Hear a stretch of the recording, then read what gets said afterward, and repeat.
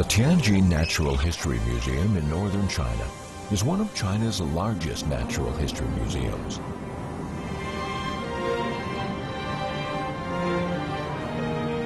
It grew out of the Beijing Museum, founded in 1914 by the Jesuit priest and natural scientist Emile Lassen.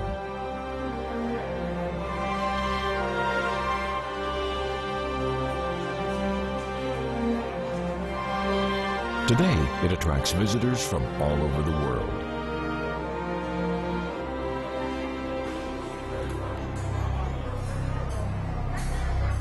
The museum's important collection of fossils originates from several different sites across Western China.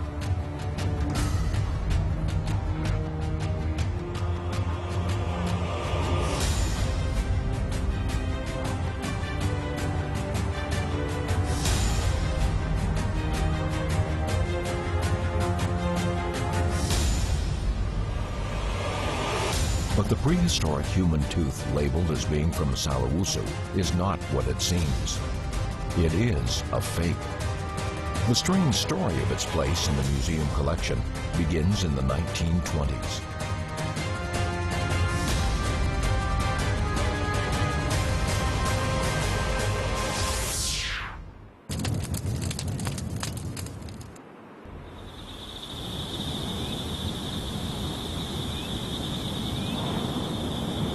On October 14th of 2014, the Cultural Relics Bureau of Inner Mongolia's Wushen Banners region received a phone call from a local herder, Fan Jinshan. Fan said he had found a human fossil. The Bureau immediately dispatched a team to investigate.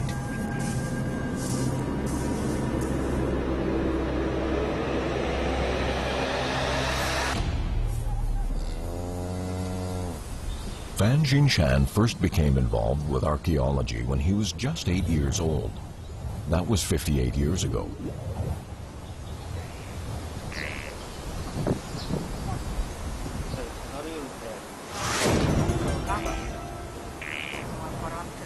As a child, he heard about the discovery of the ancient bones which brought fame to this place.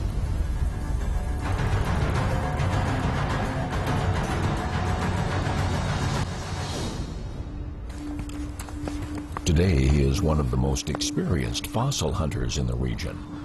After every heavy rainstorm, he goes out to look for new fossils.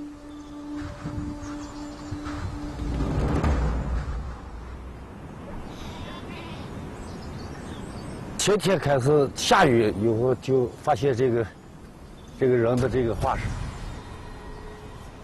大雨就把流出来这么一个人的一个化石。 At the discovery site, Fan explains the situation to the Bureau's team.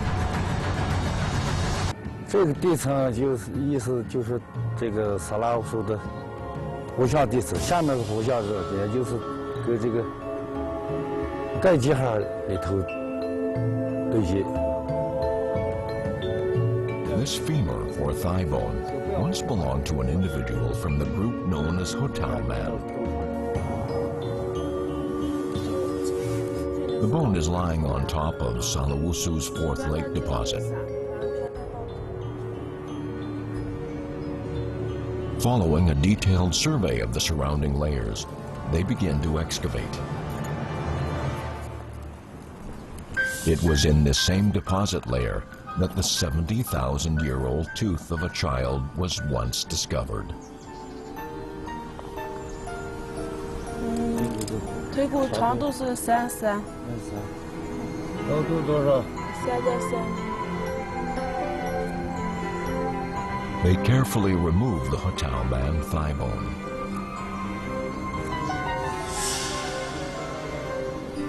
小腿骨上这边都有点风化了。 It was priest and paleontologist Pierre Teilhard de Chardin who, in the autumn of 1923, first identified the remains of Salawusu's Hotel Man.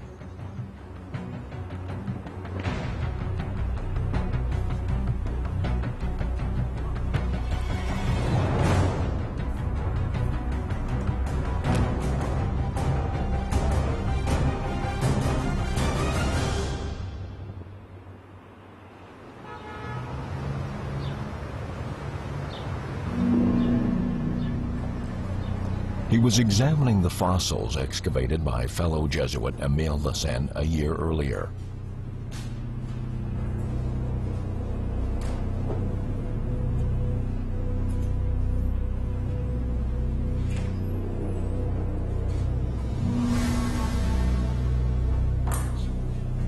One fossil in particular caught his attention. It resembled a human tooth.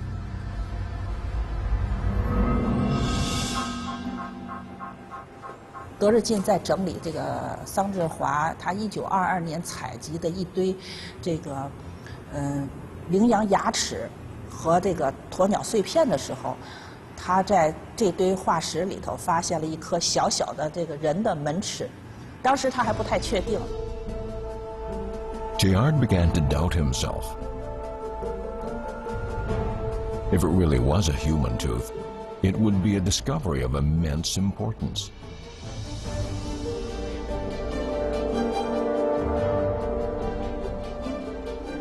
It would indicate that the region around Salawusu had been inhabited tens of thousands of years ago.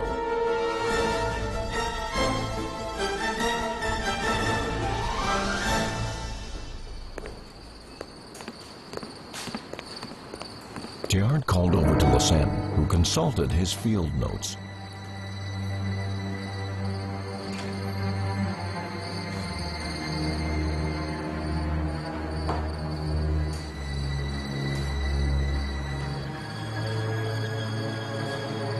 Lassen had recorded the fossils as being excavated at a site northwest of the Shaojia Bend in the Salawusu Gorge.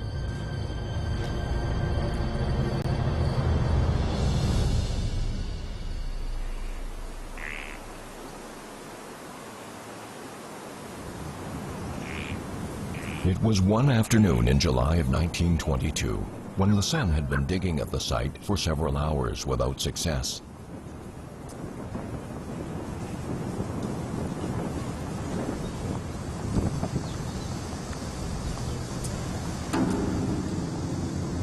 As he prepared to leave, a sudden gust of wind exposed some fragments in the soil.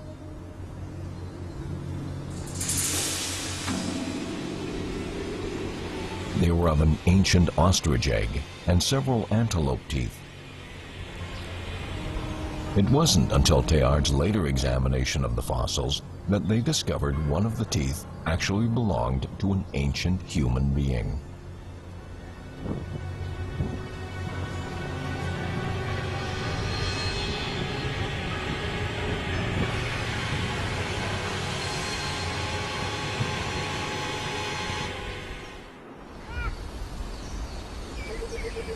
If they were wrong, such a claim could ruin their reputations.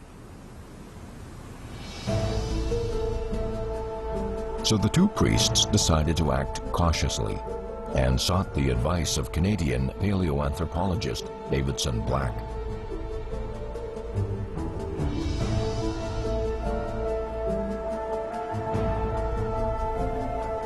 Black had graduated from Toronto University in 1906 and came to China in 1919 to teach anatomy at Peking Union Medical College. He also researched paleoanthropology.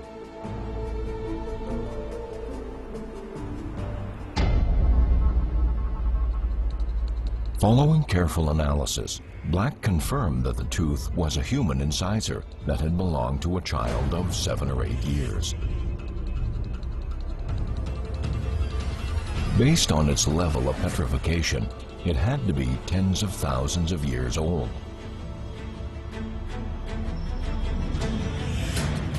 Black's appraisal thrilled Teilhard and Lassen. It was the first discovery of its kind in China.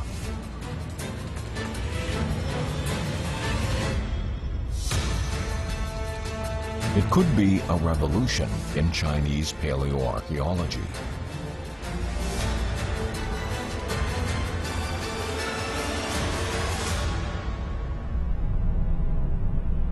But to Teilhard's surprise, Lassen was against immediately publicizing their find to the world.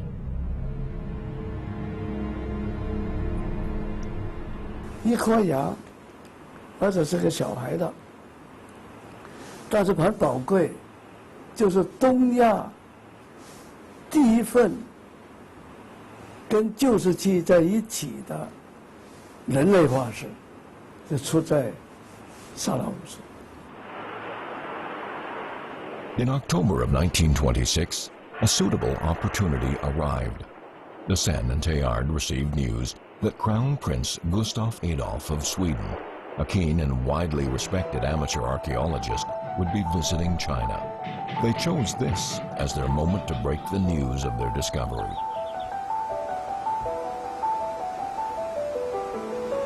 At a scientific forum welcoming the prince, Sen and Teilhard revealed the details of their discovery of the tooth.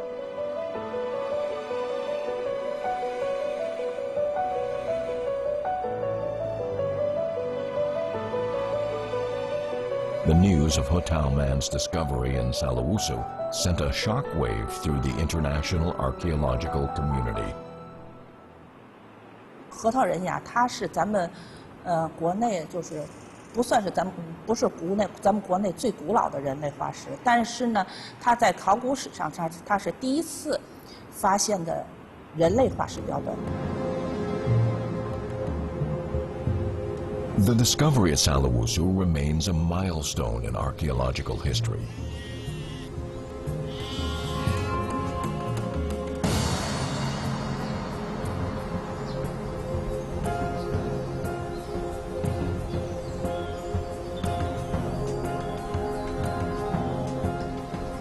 It not only pushed back the history of humans in Asia by tens of thousands of years, but also opened the door to East Asian paleoanthropology.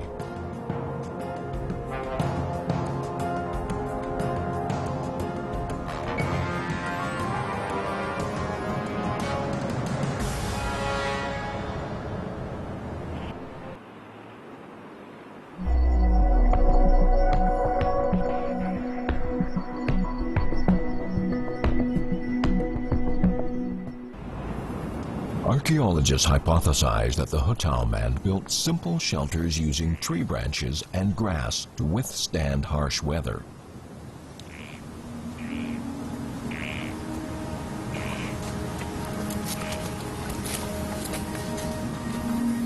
At dusk, the community would gather around a fire to cook the meat or fish brought back by the hunters.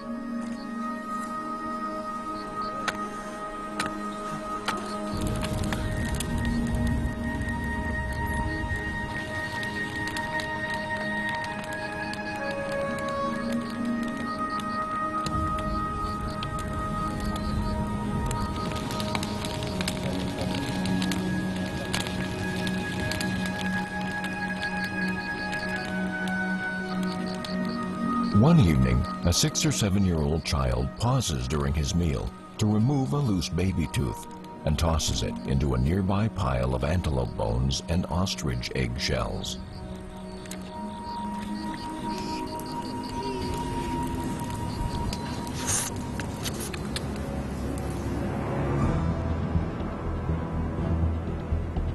As the climate warmed over the centuries, the lake waters rose and the tooth was encased in mud, along with the surrounding ash, stone tools, and animal remains. In the ice age that followed, the lake receded.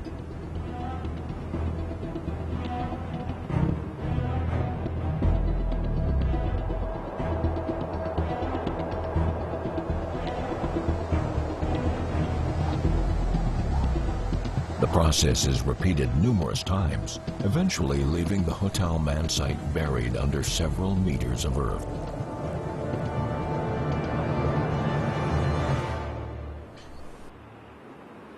While writing a book about China's Ordos Desert, Mongolian Writers Association Vice Chairman Xiao Yinong became fascinated by the Hotao man story.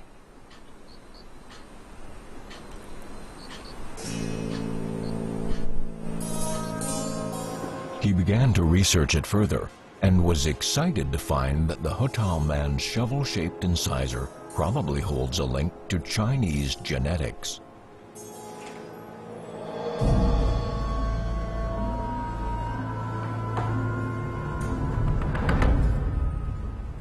采写这个毛苏绿色传奇时候啊，就是你必须要对毛苏地区那个历史你要进行研究。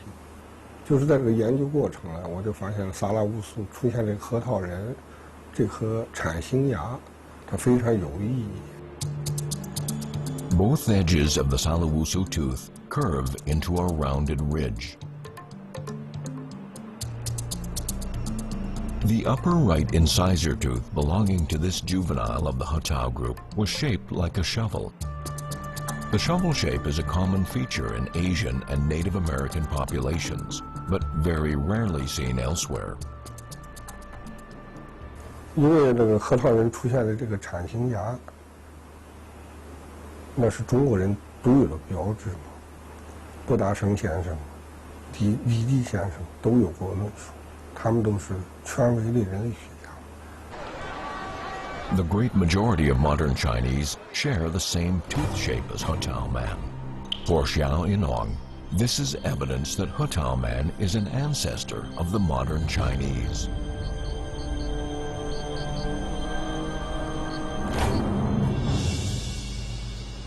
我们感到骄傲的就是萨拉乌苏河谷走出了中国人。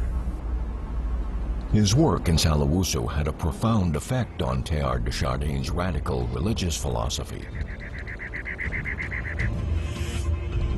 À Salawusu, donc pour moi, enfin,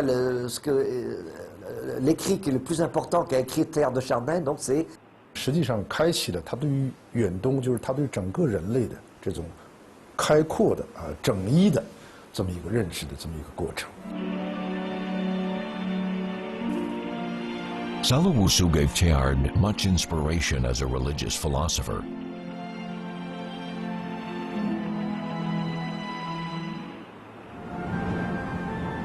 However, the key source of his inspiration, that child's tooth, has been missing for over half a century.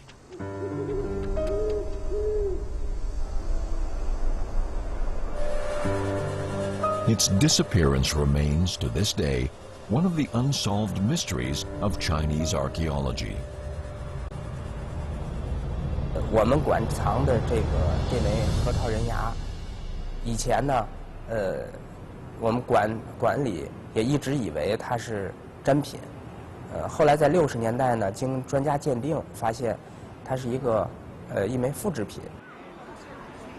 It seems that when the contents of Beijing's museum were being moved to their new location, the Hutau man's tooth was not among them.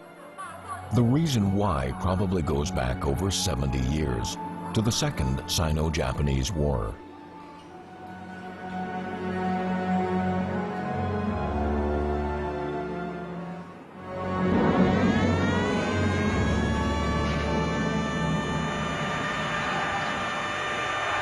After the Marco Polo Bridge incident on July 7th of 1937, Imperial Japanese forces began blockading the French and English concessions in Tianjin. Father Emile de Seine was forced to leave the Beijing Museum and return home. In 1939, the museum was hit by severe flooding. Japanese soldiers began looting its collections.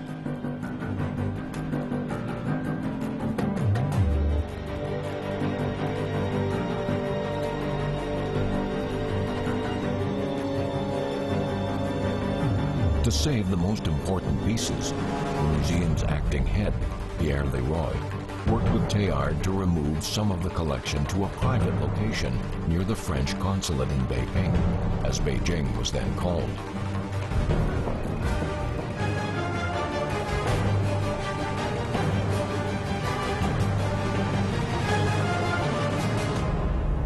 The legation quarter just east of Beijing's Tiananmen Square has housed foreign emissaries since the Ming Dynasty.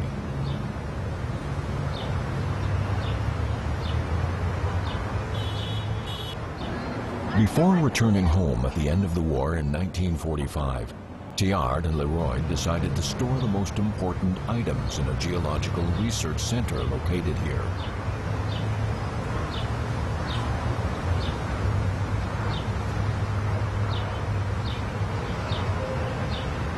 Tianjin Natural History Museum's inventory of the collection indicates that the Hutao man's tooth was not among the items it received from the Beijing Museum.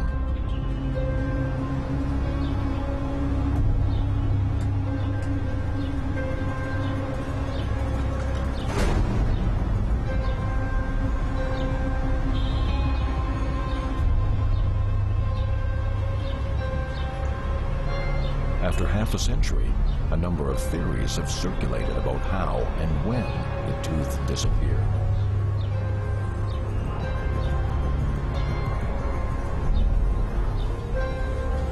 真品呢，到现在下落不明。有一种说法呢是，当时在抗日战争爆发之前就被法国人运回法国去了。也有说是日本人把它给盗走了。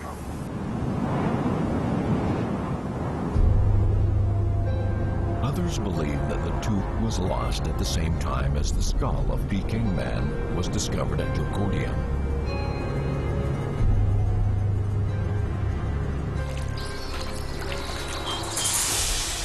Over the course of the century, archaeologists have discovered 23 Hutao man fossils at Salawusu.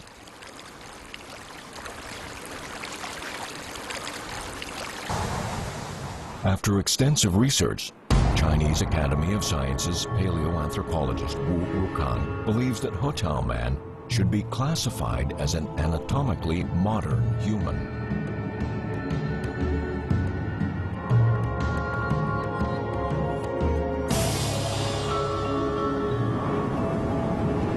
The evidence suggests the Hutao man population lived between 70 to 130,000 years ago.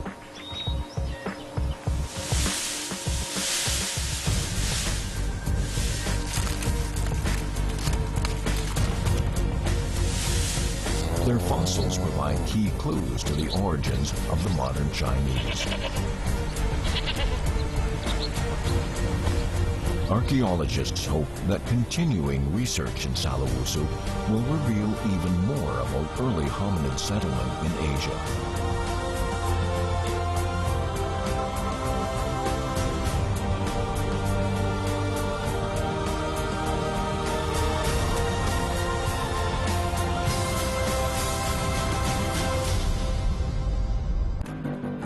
Hutao man stone tools bear a striking resemblance to those found from the Paleolithic era in Europe. Was there a 100,000-year-old link between Europe and Asia? Could there have been a Paleolithic Silk Road? Is Hutao man indeed directly related to modern Chinese? Join us in the next episode to find out.